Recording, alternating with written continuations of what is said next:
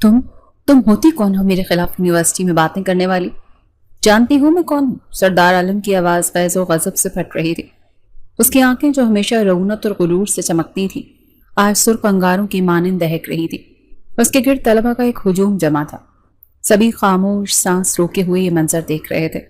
انہوں نے اپنے نقاب کے پیچھے سے اس کی آنکھوں میں آنکھیں ڈال کر دیکھا۔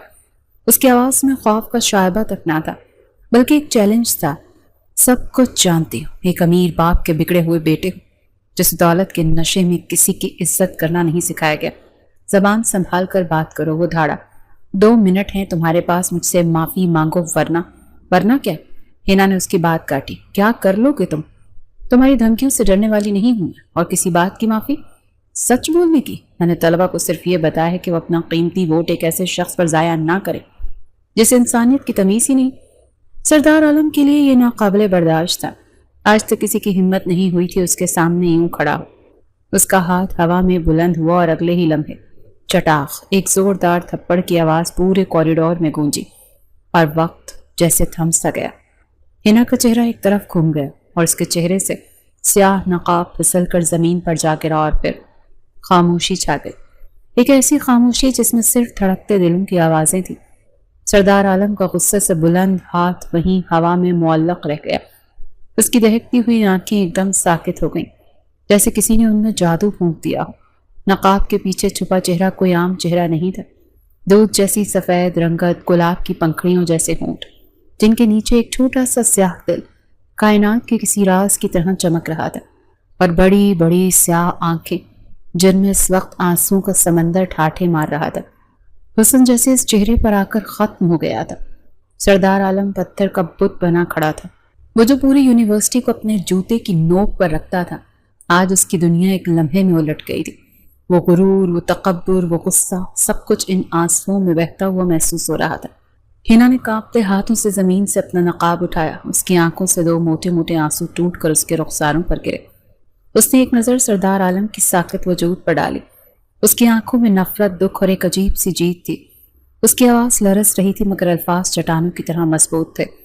تمہیں میں کبھی معاف نہیں کروں گی، تم انسان نہیں، انسانیت کے نام پر دھبا ہو۔ یہ کہہ کر وہ تیزی سے وہاں سے مڑ کر بھاگ گئی۔ اس کے اس آنسوں کے پیچھے ایک لکیر چھوڑتے جا رہے تھے۔ سردار عالم ویسے ہی کھڑا رہا، بے حس و حرکت، جیسے اس کا دل بھی اس کے ساتھ ہی چلا گیا ہو۔ چند ہفتے پہلے کی بات ہے، یونیورسٹی کی فضا میں الیکشن کا بخار پوری طرح چڑھ چکا تھا۔ دیواروں پر ہر طرف امیدواروں کے بینرز اور پوسٹرز لگے تھے۔ ہر گروپ، ہر کینٹین، ہر کلاس روم میں بس ایک ہی بحث تھی کہ یونین کا اگلا پریزیڈنٹ کون ہوگا۔ اس الیکشن میں 2 امیدوار آمنے سامنے تھے۔ پہلا سردار عالم، شہر کے سب سے بڑے بزنس مین سردار احمد کا اکلوتا پوتا، جس کے لیے یونیورسٹی کسی ذاتی جاگیر سے کم نہ تھی۔ اس کے اشارے پر کلاسیں کینسل ہوتی اور اس کے سینئرز بھی اس سے بات کرتے ہوئے گھبراتے تھے۔ اس کے ساتھ چلنے والے لڑکوں کا گروپ ہر وقت اس کی جی حضوری میں لگا رہتا تھا۔ دوسرا امیدوار فرحان تھا، ایک ذہین اور محنتی نوجوان جس کا تعلق ایک متوسط طبقے سے تھا۔ وہ طلبہ کے حقوق کی بات کرتا تھا اور سب سے اچھے سے پیش آتا تھا۔ ہینا کا تعلق ایک مذہبی اور متوسط گھرانے سے تھا۔ وہ اپنے بہن بھائیوں میں سب سے چھوٹی اور لاڈلی تھی۔ اس کے خاندان میں لڑکیوں کو اعلیٰ تعلیم کی اجازت نہیں تھی، لیکن اس کے والد نے اس کی ضد کے آگے اسے اس شرط پر یونیورسٹی بھیجا تھا کہ وہ ہمیشہ نقاب میں رہے گی۔ ہینا ایک تیز ترار اور منہ پر جواب دینے والی لڑکی تھی، لیکن سردار عالم کے معاملے میں وہ اکثر خاموش ہو جاتی تھی۔ اس کی وجہ ان کی پہلی ملاقات تھی۔ جب ہینا نے یونیورسٹی میں پہلا قدم رکھا تو غلطی سے وہ سردار عالم سے ٹکرا گئی تھی۔ اس دن سردار عالم نے بھرے مجمع میں اس کا مذاق اڑایا تھا۔ واہ، یہاں تو پردے دار لوگ بھی آ رہے ہیں، یونیورسٹی ہے یا کوئی مدرسہ؟ اس کے جملے پر اس کے دوستوں نے ایک بلند قہقہ لگایا تھا۔ ہینا کا خون کھول اٹھا تھا، لیکن اپنے والد کے وعدے کی خاطر وہ خاموش رہی تھی۔ اس دن کے بعد سے سردار عالم نے اسے تنگ کرنے کا کوئی موقع ہاتھ سے جانے نہیں دیا۔ ایک دن جب وہ اپنی دوست کے ساتھ کینٹین میں بیٹھی تھی تو وہ جان بوجھ کر قریب آ کر بولا، یہ نقاب میں سے کیسے کھائے پیے گی؟ اگر پردہ ہی کرنا تھا تو گھر میں بیٹھ کر کرتی، یونیورسٹی میں آ کر یہ ڈرامے کرنے کی کیا ضرورت تھی؟ ہینا کو شدید غصہ آیا اور وہ وہاں سے اٹھ کر چلی گئی۔ وہ اس شخص سے شدید نفرت کرتی تھی جو خود کو خدا سمجھتا تھا۔ اب جب وہی شخص پوری یونیورسٹی کا پریزیڈنٹ بننے جا رہا تھا تو یہ بات ہینا کے لیے ناقابل قبول تھی۔ میں ایسا ہرگز نہیں ہونے دوں گی، اس نے اپنی دوست سارا سے کہا جو اسے پریشان دیکھ رہی تھی۔ تم کیا کر سکتی ہو ہینا؟ تم جانتی ہو وہ کتنا طاقتور ہے، کوئی اس کے خلاف نہیں جاتا۔ سارا نے اسے سمجھانے کی کوشش کی۔ طاقتور اپنے گھر میں ہوگا۔ ہنا کی آنکھوں میں ایک عزم تھا، یہاں سب طلبہ برابر ہیں، میں فرحان کو سپورٹ کروں گی، میں ہر ایک اسٹوڈنٹ کے پاس جاؤں گی اور انہیں بتاؤں گی کہ اصل حقدار کون ہے، وہ شخص جو لڑکیوں کی عزت کرنا نہیں جانتا، وہ پوری یونیورسٹی کی نمائندگی کیسے کرے گا۔ اس دن ہنا نے فیصلہ کر لیا تھا کہ وہ سردار عالم کے غرور کے بت کو توڑ کر رہے گی۔ اسے یہ اندازہ نہیں تھا کہ یہ جنگ اسے کہاں تک لے جائے گی اور اس کی قیمت اس کی کیا ادا کرنی پڑے گی۔ اس نے اپنے بیگ سے فرحان کے انتخابی پیمفلٹس نکالے اور ایک گہری سانس لے کر کلاس رومز کی طرف بڑھ گئی۔ اس کی جنگ کا آغاز ہو چکا تھا۔ ہنا کے الفاظ ہوا میں تحلیل ہوئے تو سردار عالم کی ساکت نظروں میں ایک عجیب سی جنبش ہوئی۔ وہ لڑکی جس کی زندگی میں طوفان برپا کر کے گئی تھی، اس کے وجود پر ایسے نقش چھوڑ گئی تھی جنہیں وہ شاید کبھی مٹا نہ پاتا۔ اس کے دوست حیران تھے کہ سردار عالم جو کسی کی معمولی سی گستاخی برداشت نہیں کرتا تھا، آج ایک تھپڑ مار کر خود کسی مجسمے کی طرح کیوں کھڑا تھا۔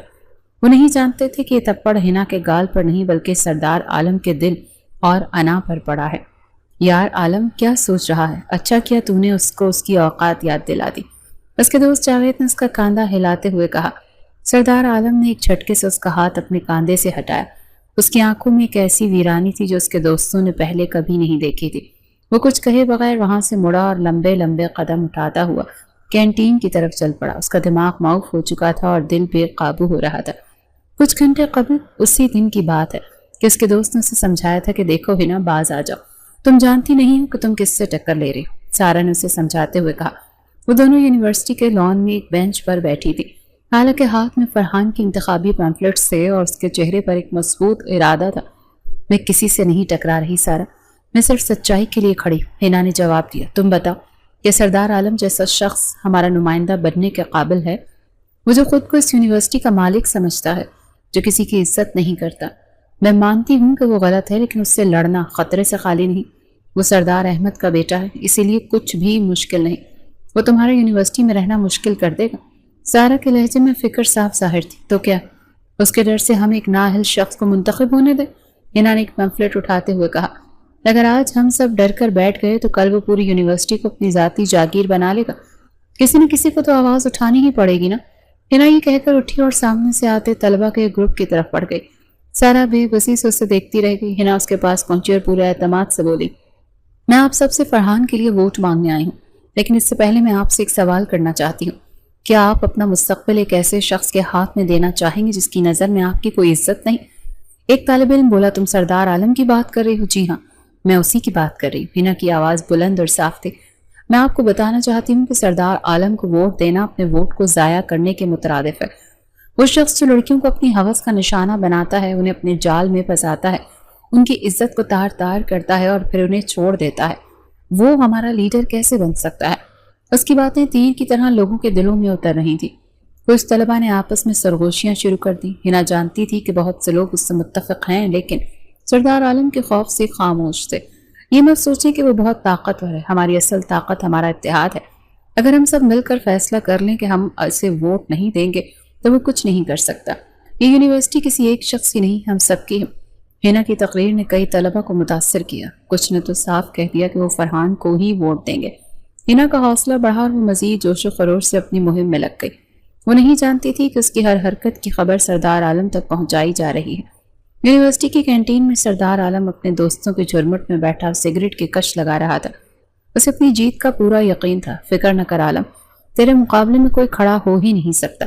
وہ فرحان تو بس 2 دن کا مہمان ہے، اس کے ایک دوست نے اسے گلے لگاتے ہوئے کہا۔ تبھی ان کے گروپ کا ایک لڑکا جنید بھاگتا ہوا وہاں آیا اور اس کا سانس پھولا ہوا تھا۔ سردار غضب ہو گیا۔ سردار عالم نے رعونت سے اس کی طرف دیکھا۔ کیا ہو گیا؟ کیوں ہانپ رہا ہے؟ سردار، وہ نقاب والی لڑکی ہنا، وہ پوری یونیورسٹی میں تمہارے خلاف مہم چلا رہی ہے۔ سردار عالم کے ہاتھ میں پکڑا سگریٹ وہیں رک گیا۔ اس کے چہرے کے تاثرات ایک دم بدل گئے۔ کیا بکواس کر رہا ہے تم؟ سردار، میں سچ کہہ رہا ہوں۔ وہ کسی سے کہہ رہی تھی کہ تمہیں ووٹ نہ دیں، وہ کہہ رہی تھی کہ تم لڑکیوں کی عزت نہیں کرتے اور انہیں دھوکہ دیتے ہو۔ ٹھا! سردار عالم نے ہاتھ میں پکڑا شیشے کا گلاس اتنے زور سے زمین پر مارا کہ وہ کرچی کرچی ہو گیا۔ کینٹین میں موجود سب لوگ سہم کر انہیں دیکھنے لگے۔ اس لڑکی کی اتنی ہمت! وہ غصے سے کھڑا ہو گیا۔ اس کی آنکھیں سرخ ہو رہی تھیں۔ ایک معمولی سی پردے میں چھپی ہوئی لڑکی کی یہ جرت کہ وہ سردار عالم کے خلاف زبان کھولے۔ کہاں ہے وہ؟ سردار، وہ ڈپارٹمنٹ کی طرف طلبہ سے بات کر رہی ہے۔ जुनैद ने डरते डरते बताया, आज मैं उसे बताऊंगा कि सरदार आलम कौन है। आज के बाद उसकी जबान हमेशा के लिए बंद हो जाएगी। वो तूफानी कदमों से कैंटीन से बाहर निकला। उसके दोस्त भी उसके पीछे लग गए। पूरा माहौल एकदम कशीदा हो गया था। सब जानते थे कि आज यूनिवर्सिटी में कुछ बहुत बुरा होने वाला है। सरदार आलम का गुस्सा किसी आतिश फशा की तरह फटने को तैयार था। वो तेज कदमों से चलता हुआ उस राहदारी की तरफ बढ़ रहा था जहां हिना चंद तलबा के एक ग्रोह से मुखातिब थी। उसके पीछे उसके दोस्तों का एक ग्रोह ऐसे चल रहा था जैसे कोई फातेह बादशाह अपनी फौज के साथ किसी बागी को कुचलने जा रहा हो। जैसे जैसे वो करीब पहुंचा, तलबा ने उससे देख लिया। इनके चेहरों पर खौफ के साए लहराए और वो एक एक करके खामोशी से पीछे हटने लगे। हिना जो अपनी गुफ्तगू में मगन थी, इस अचानक खामोशी और भगदड़ पर चौंकी। उसे कुछ गलत होने का एहसास हुआ। उसने पलटकर देखा तो उसका दिल एक लम्हे के लिए धड़कना भूल गया। सरदार आलम उससे चंद कदम के फासले पर खड़ा था। उसकी आंखें शोले उगल रही थीं और चेहरे पर एक शफाफ मुस्कुराहट थी। उसके गिर्द एक ऐसी दहशत थी जिसने पूरे माहौल को अपनी लपेट में ले लिया था। इन्होंने खुद को संभाला। वो जानती थी कि आज मुकाबला सख्त है और क्या क्या करता हूँ। सरदार आलम की जहरीली आवाज फिजा में गूंजी, रुकी क्यों? बोलो ना, आगे क्यों बोलती बंद हो गई तुम्हारी? इतनी जल्दी डर गई? अभी तो सिर्फ मेरी आवाज सुनी है। उसके तंजिया लहजे ने हिना के अंदर के खौफ को दबा दिया। उसने हिम्मत जमा की और बोली, डरने वाली होती तो तुम्हारे खिलाफ आवाज ही ना उठाती। आवाज? सरदार आलम हंसा, एक ऐसी हंसी जिसमें कहकहा नहीं जहर था। उसे आवाज नहीं भौंकना कहते हैं। और तुम्हारी ये हिम्मत कैसे हुई कि तुम मेरे खिलाफ भौंको? मैंने कोई झूठ नहीं कहा, तुम हो ही ऐसे। हिना की आवाज में अपनी वही खुद एतमादी थी। तुम्हें अपनी दौलत पर बहुत गुरूर है और तुम समझते हो कि तुम हर किसी को अपने पैसों से खरीद सकते हो, हर किसी की इज्जत को पामाल कर सकते हो। सरदार आलम धीरे धीरे कदम उठाता हुआ उसके बिल्कुल करीब आकर खड़ा हुआ। उसकी आंखों में खतरनाक चमक उभरी। अच्छा, तुम कह रही थी कि मैं तुम्हें बहुत सी लड़कियों को अपने जाल में फंसाता हूँ, लेकिन तुम्हें तो अभी तक मैंने अपने जाल में नहीं फंसाया। वो एक लम्हे को रुका और उसकी आंखों में झांक कर बोला, तो क्या ख्याल है अपने बारे में? ये जुमला एक तेजाब की बूंद की तरह हिना के दिल पर गिरा। उसका सांस हलक में अटक गया। एक लड़के की ये जुर्रत कि वो उससे इस किस्म की बात करे। उसका चेहरा नकाब के पीछे ही गुस्से से सुर्ख हो गया। उसने वहां से जाना चाहा और एक तरफ कदम बढ़ाया, लेकिन सरदार आलम एक दीवार की तरह उसके सामने आ गया। कहाँ? इतनी जल्दी क्या है? मेरा रास्ता छोड़ो, हिना ने नफरत से कहा। रास्ता तो तब छोड़ूंगा जब तुम मुझसे माफी मांगोगी। उसने अपनी जेब से हाथ निकालकर उसके चेहरे के सामने चुटकी बजाई। चलो जल्दी करो, पूरी यूनिवर्सिटी के सामने मेरी बेइज्जती की है तुमने, अब सबके सामने माफी मांगो। जानती हूँ मैं कौन? सरदार अहमद का बेटा हूँ। तो क्या करूँ? हिना भी अब अपनी बर्दाश्त हो रही थी। अगर अमीर बाप के बेटे हो तो कोई सलीका और शऊर भी सीख लो, किसी से बात करने की तमीज सीखो। मैंने कुछ गलत नहीं किया जो तुमसे माफी मांगो। तुम माफी मांगोगी? वो धाड़ा। तुम्हें अंदाजा नहीं है कि तुम्हारे इनकार का अंजाम क्या होगा। जो करना है कर लो, हिना ने उसकी आंखों में आंखें डालकर कहा। लेकिन मैं तुम जैसे मगरूर और बदतमीज शख्स से कभी माफी नहीं मांगूंगी। हटो मेरे रास्ते से। नहीं हटूंगा जब तक तुम माफी नहीं मांगोगी। हिना ने उसके बराबर से निकलने की कोशिश की, लेकिन उसने फिर रास्ता रोक लिया। हिना का सब्र जवाब दे गया था।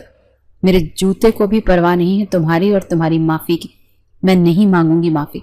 ये अल्फाज आखिरी कील साबित हुए। सरदार आलम की अना, उसका गुरूर जो पहले ही जख्मी था, अब रेजा रेजा हो गया। उसने इर्द गिर्द खड़े तलबा को देखा जो सांस रोके ये सब देख रहे थे।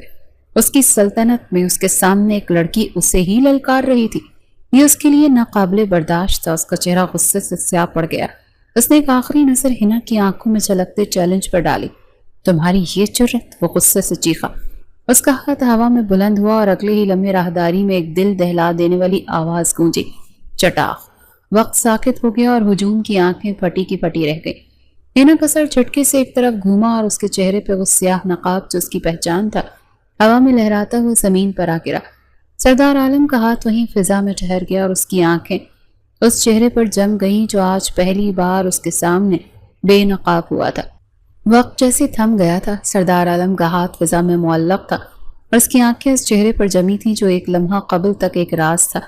गुस्से और इंतकाम की आग जिसके अंदर भड़क रही थी यकलख्त बुझ सी गई। उसकी जगह एक ऐसी हैरत ने ले ली थी जिसका तजुर्बा उससे जिंदगी में पहले कभी नहीं हुआ था। वो कोई आम चेहरा नहीं था। वो हुस्न और जमाल का एक ऐसा शाहकार था जिसे देखकर नजर ठहर जाए। दूध जैसी सफेद रंगत पर गुलाबी होंठ और उनके नीचे वो छोटा सा स्याह दिल। सरदार आलम को लगा जैसे उसका दिल सीने में धड़कना भूल गया है। وہ لڑکی جسے وہ صرف ایک زبان دراز نقاب پوش باغی سمجھ رہا تھا، وہ تو جیسے آسمان سے اتری کوئی حور تھی۔ اسی لمحے حنا کو ہوش آیا اور اس کے گال پر جلن اور آنکھوں میں آنسو تھے، لیکن سب سے بڑھ کر اسے اپنی تذلیل کا احساس تھا۔ اس نے کانپتے ہاتھوں سے زمین پر پڑا اپنا نقاب اٹھایا اور جلدی سے چہرے پر ڈال لیا، جیسے اپنے بے نقاب شخصیت کو دوبارہ دنیا کی نظروں سے چھپا رہی ہو۔ ارد گرد کھڑے طلبہ میں سرگوشیاں شروع ہو گئیں۔ کتنی خوبصورت ہے یہ لڑکی، شاید اسی لیے پردہ کرتی ہے، کسی لڑکی کی آواز ابھری۔ لیکن سردار عالم نے یہ بہت غلط کیا، ہاتھ نہیں اٹھانا چاہیے تھا۔ ایک اور آواز آئی، یہ باتیں سردار عالم کے کانوں میں پڑ رہی تھی، لیکن اس کا دماغ کچھ بھی سمجھنے سے قاصر تھا۔ وہ اب بھی اسی جگہ بت بنا کھڑا تھا۔ حنا نے آنسوں بھری آنکھوں سے اسے دیکھا۔ اس کی نظروں میں نفرت تھی، دکھ تھا اور ایک ایسی کربناک اذیت تھی جو سیدھی سردار عالم کے دل میں اتری۔ اس کی لرزتی ہوئی آواز میں ایک اٹل فیصلہ تھا، تمہیں میں کبھی معاف نہیں کروں گی۔ تم انسان نہیں، انسانیت کے نام پر دھبا ہو۔ یہ الفاظ کسی تیز خنجر کی طرح اس کے سینے میں پیوست ہو گئے۔ پہلی بار کسی لڑکی کے آنسوں نے اس کے پتھر دل پر ایسی چوٹ لگائی تھی، اسے لگا جیسے آنسو اس کی گالوں پر نہیں بلکہ سیدھا اس کی روح پر گرے ہوں۔ حنا یہ کہہ کر تیزی سے مڑی اور روتی ہوئی ہجوم کے چیرتی ہوئی وہاں سے بھاگ گئی۔ وہ جا چکی تھی، لیکن سردار عالم وہیں کھڑا رہا۔ اس کا غرور، اس کا تکبر، اس کی انا، سب کچھ اسے ایک لمحے میں ٹوٹ کر بکھر گیا۔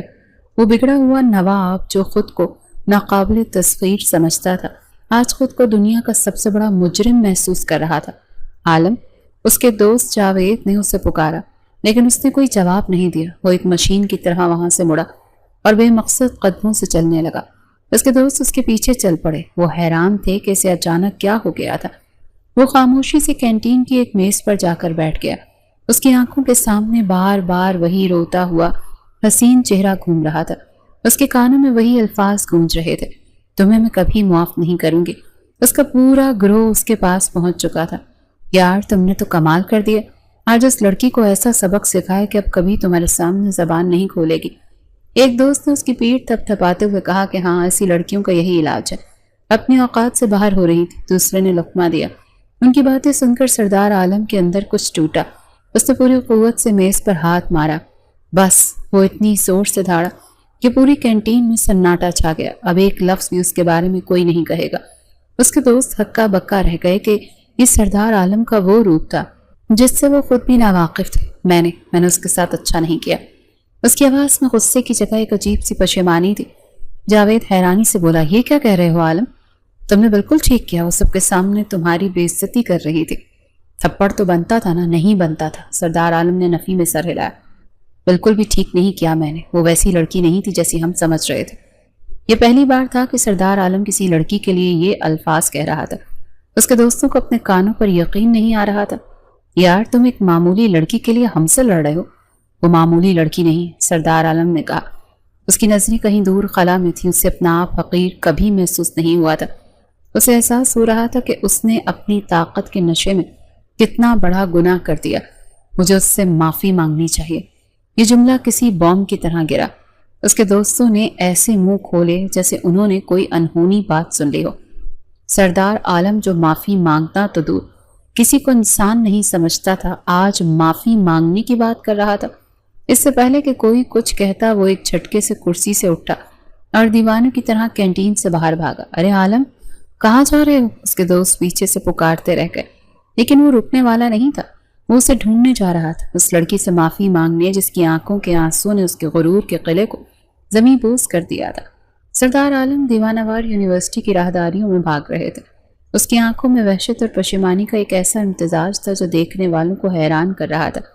وہ طلبہ جو کل تک اس کے نام سے کانپتے تھے، آج اسے اس حال میں دیکھ کر ششدر تھے۔ اس کا مغرور سر جھکا ہوا تھا اور اس کی نظریں ہر طرف کسی کو تلاش کر رہی تھی۔ حنا کو دیکھا ہے؟ اس نے ایک لڑکی سے پوچھا جو اس کے اچانک سوال پر خوفزدہ ہو گئی۔ لڑکی نے ڈرتے ڈرتے نفی میں سر ہلایا۔ وہ آگے بڑھ گیا۔ لائبریری، کامن روم، ڈپارٹمنٹ، اس نے کوئی جگہ نہیں چھوڑی۔ اس کا دل زور زور سے دھڑک رہا تھا۔ اسے لگ رہا تھا کہ اگر آج اس نے حنا سے معافی نہ مانگی تو یہ بوجھ اسے ساری زندگی کو چلتا رہے گا۔ وہ جو کبھی کسی کی پرواہ نہیں کرتا تھا، آج ایک لڑکی کی نفرت کے خوف سے بھاگا پھر رہا تھا۔ آخرکار کسی نے اسے بتایا کہ اس نے حنا کو ایک خالی کلاس روم کی طرف جاتے دیکھا ہے۔ وہ بے تحاشا اس کی طرف بھاگا۔ کلاس روم کا دروازہ تھوڑا سا کھلا تھا۔ اندر سے کسی کے سسکنے کی آواز آ رہی تھی۔ سردار عالم کا دل ڈوبنے لگا۔ اس نے ہمت کر کے دروازے کی درز سے اندر جھانکا۔ اندر کا منظر دیکھ کر اس کے قدم وہیں جم گئے تھے۔ ہنا ایک بینچ پر بیٹھی تھی اور اس کی دوست سارا اس کی پیٹ سہلا رہی تھی۔ ہنا کا نقاب ایک طرف رکھا تھا اور وہ پھوٹ پھوٹ کر رو رہی تھی۔ رو رو کر اس کی آنکھیں سوج گئی تھیں اور چہرہ سرخ پڑ گیا تھا۔ بس کر تو ہنا، پلیز چپ ہو جا، سارا اسے تسلی دے رہی تھی۔ کیسے چپ ہو جاؤں سارا؟ ہنا نے سسکیوں کے بیچ کہا۔ مجھے اس بات کا دکھ نہیں کہ اس نے مجھ پر ہاتھ اٹھایا، مجھے دکھ اس بات کا ہے کہ جس چہرے کو میں نے ہمیشہ دنیا سے چھپا کر رکھا، جس پر میں نے کبھی کسی نامحرم کی نظر نہیں پڑنے دی، آج اس ایک شخص کی وجہ سے وہ سب کے سامنے تماشا بن گیا۔ میرا پردہ، اس نے ایک لمحے میں میرا سارا مان توڑ دیا۔ اس کے الفاظ سردار عالم کے سینے میں تیر بن کر لگے۔ اسے پہلی بار احساس ہوا کہ اس کا ایک تھپڑ صرف ایک جسمانی چوٹ نہیں تھا، بلکہ ایک لڑکی کے عقیدے اور اس کی حیا اور اس کے اصولوں پر حملہ تھا۔ سارا نے اسے گلے لگاتے ہوئے کہا، میں جانتی ہوں ہنا، لیکن تم نے بھی تو اس سے پنگا لیا تھا، تم جانتی تھی نا کہ وہ کتنا خطرناک ہے، تو کیا اس کے ڈر سے چپ رہتی؟ ہنا نے روتے ہوئے کہا، نہیں، میں نے جو کیا ٹھیک کیا، لیکن اس نے بہت غلط کیا۔ سردار عالم سے مزید برداشت نہ ہوا۔ اس نے کانپتے ہوئے ہاتھ سے دروازے پر دستک دی۔ دونوں لڑکیاں ایک دم چونک گئی۔ ہنا نے جلدی سے آنسو پہنچے اور اپنا نقاب اٹھا کر چہرے پر ڈال لیا اور دوسری طرف منہ پھیر لیا۔ سردار عالم آہستہ سے اندر داخل ہوا۔ اس کی آواز جو ہمیشہ سے حکم چلاتی تھی آج ایک مجرم کی طرح لرز رہی تھی۔ میں معافی مانگنے آیا ہوں۔ اس کے اس جملے پر سارا کو تو جیسے منہ کھلے کا کھلا رہ گیا۔ اسے تو اپنی سماعت پر یقین نہیں آیا۔ سردار عالم اور معافی، یہ ناممکن تھا۔ ہنا غصے سے اپنی جگہ پر کھڑی ہو گئی۔ وہ اس کی طرف پلٹی۔ اس کی آنکھوں میں آنسوؤں کی جگہ اب نفرت کے شعلے تھے۔ تم جیسے لوگوں کو میں اچھی طرح سے جانتی ہوں، امیر ذاتے، سمجھتے ہو ایک تھپڑ مار کر بے عزت کر کے بعد میں ایک لفظ معافی کا بولیں گے اور سب ٹھیک ہو جائے گا؟ ہنا پلیز میری بات سنو۔ نہیں سننی مجھے تمہاری کوئی بات، وہ چیخی۔ آج کے بعد اگر تم میرے راستے میں آئے تو مجھ سے برا کوئی نہیں ہوگا، دور رہو مجھ سے۔ میں سچ میں شرمندہ ہوں، میں نے جو کچھ کیا غلط کیا، سردار عالم نے عاجزی سے کہا۔ یہ وہ انداز تھا جو اس کی شخصیت سے بالکل میل نہیں کھاتا تھا۔ ہنا پر اس کی کسی بات کا اثر ہی نہیں ہو رہا تھا۔ اس کا زخم بہت گہرا تھا۔ وہ خاموشی سے اپنا بیگ اٹھا کر تیزی سے کلاس روم سے باہر نکل گئی۔ سارا بھی ایک حیران نظر سردار عالم پر ڈال کر اس کے پیچھے چلی گئی اور سردار عالم وہیں اکیلا کھڑا رہ گیا۔ اس کی زندگی میں پہلی بار کسی نے اسے اس طرح سے رد کیا تھا۔ وہ بادشاہ جسے ہر چیز حاصل کرنے کی عادت تھی، آج خالی ہاتھ ایک مجرم کی طرح سر جھکائے کھڑا تھا۔ ہنا خاموشی سے چلی گئی تھی اور اس نے گھر جا کر بھی کسی سے کوئی بات نہیں کی تھی۔ اس کی خاموشی نے گھر والوں کو پریشان کر دیا تھا۔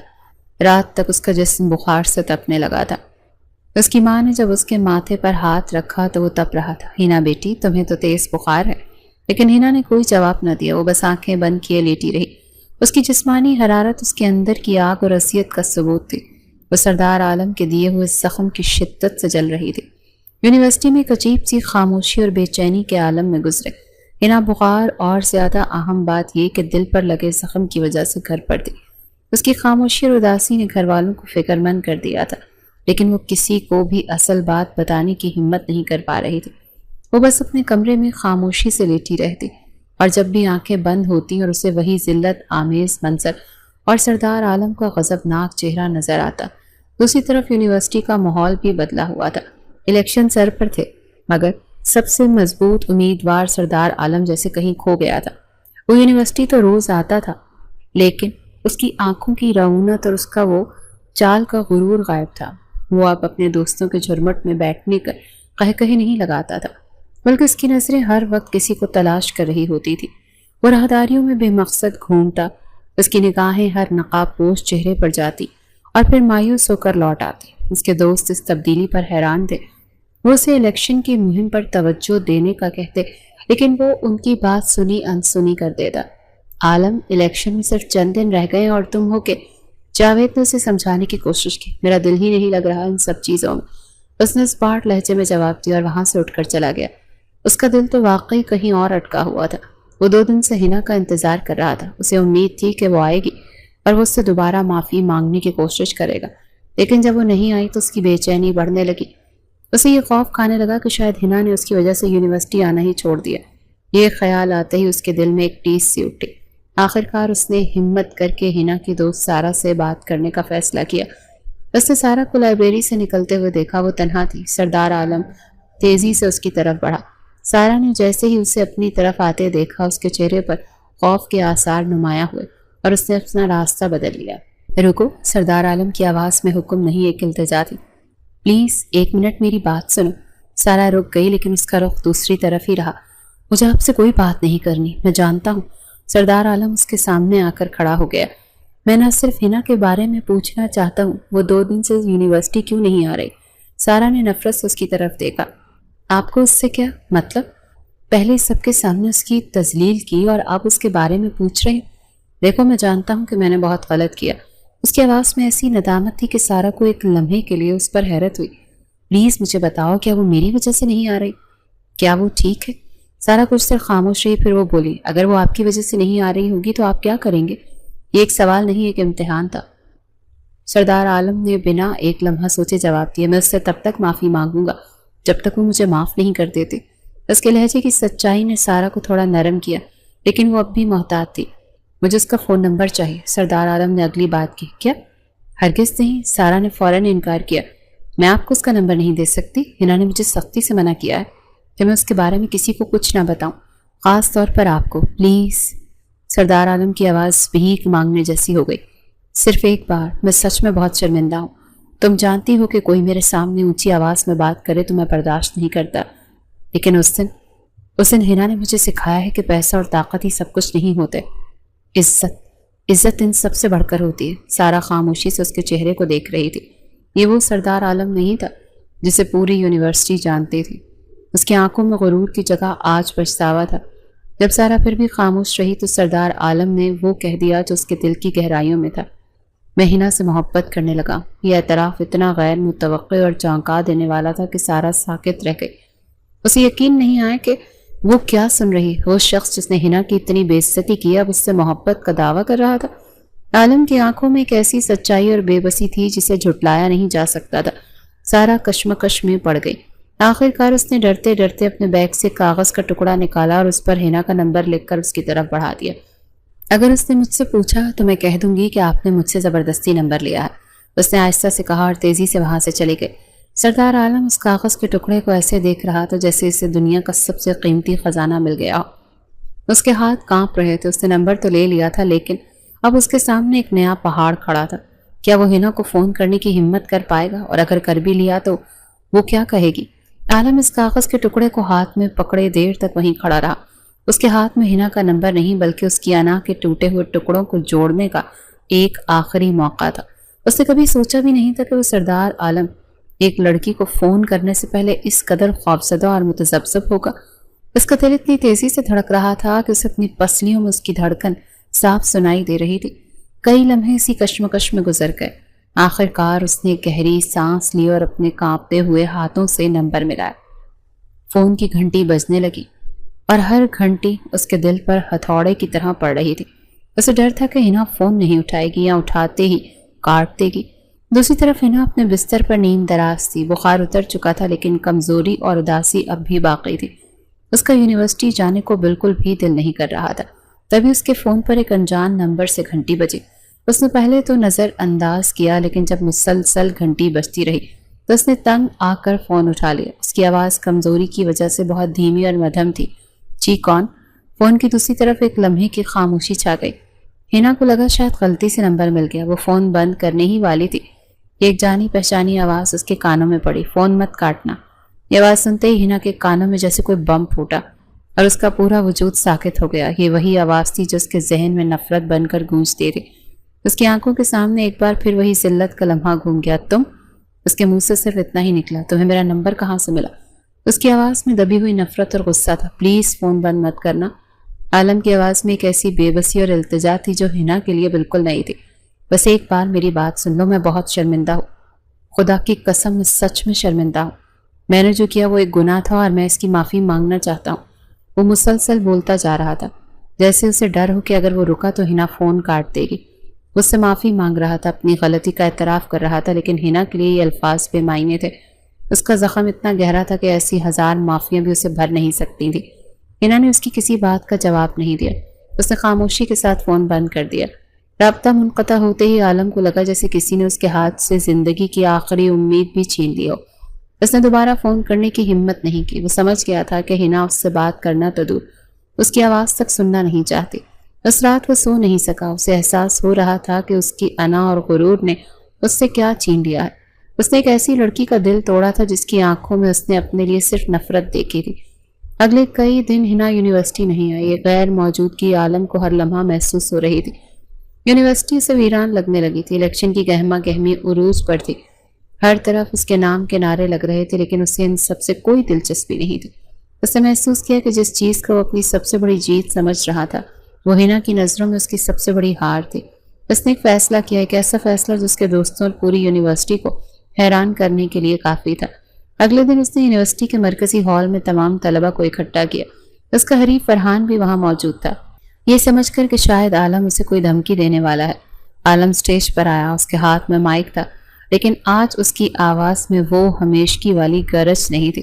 میں آپ سب کا یہاں پر آنے پر شکریہ ادا کرتا ہوں، اس نے پرسکون لیکن سنجیدہ لہجے میں کہا۔ میں آج یہاں کوئی تقریر کرنے یا ووٹ مانگنے نہیں آیا، میں آج آپ سب کے سامنے ایک اعلان کرنے آیا ہوں۔ پورے ہال میں مکمل خاموشی چھا گئی، سب سانس روک کر سن رہے تھے۔ میں سردار عالم اس سال ہونے والے یونین کے الیکشن سے دستبردار ہوتا ہوں۔ یہ اعلان کسی دھماکے سے کم نہیں تھا۔ ہر طرف سے حیرت بھری سرگوشیاں ابھرنے لگیں۔ اس کے اپنے دوستوں کے منہ کھلے کے کھلے رہ گئے۔ عالم نے فرحان کی طرف دیکھا اور کہا، میں یہ سیٹ اپنی خوشی سے اور بغیر کسی دباؤ کے فرحان کے لیے چھوڑتا ہوں۔ مجھے احساس ہوا ہے کہ ایک اچھا لیڈر بننے کے لیے صرف طاقت اور پیسہ کافی نہیں ہوتا، بلکہ عزت اور کردار بھی بہت ضروری ہے، اور میں ان دونوں معیاروں پر پورا نہیں اترتا۔